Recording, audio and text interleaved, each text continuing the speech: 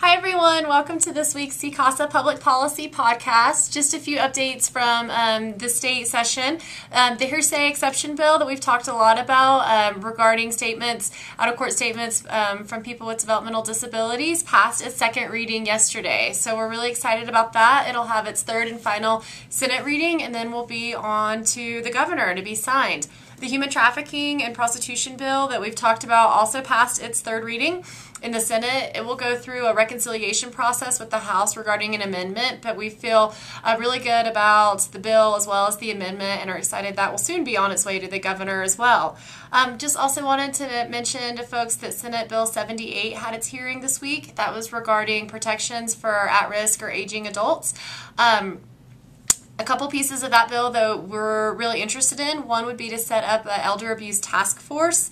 We've asked that victim advocate perspective will be included on that task force to really study and take a look at this issue. Another component involves criminal background checks for state employees that are working with adults that are at risk. I think one thing that's kind of a part of these conversations, it's not a component of this bill yet, but the task force will be looking at the issue of mandatory reporting obligations regarding abuse, exploitation, or neglect of people that are aging as well as at-risk adults. So if that's a topic that you're interested in, that would certainly be a policy shift for Colorado. We would love to get your perspective on that as well. Just to kind of close for the day, I did want to mention a couple things. Well, one, also at the state level, we are hearing that there's going to be a late bill that's looking at drug sentencing reform that may have a component regarding trauma-informed treatment care for people that have abused substances but may have a trauma history like sexual abuse or domestic violence. Haven't seen that bill yet, but we're certainly interested to take a look at it. The federal level work has really been on our radar this week, as I'm sure it has a lot of you all. There's been a ton of media attention about the reauthorization of the Violence Against Women Act.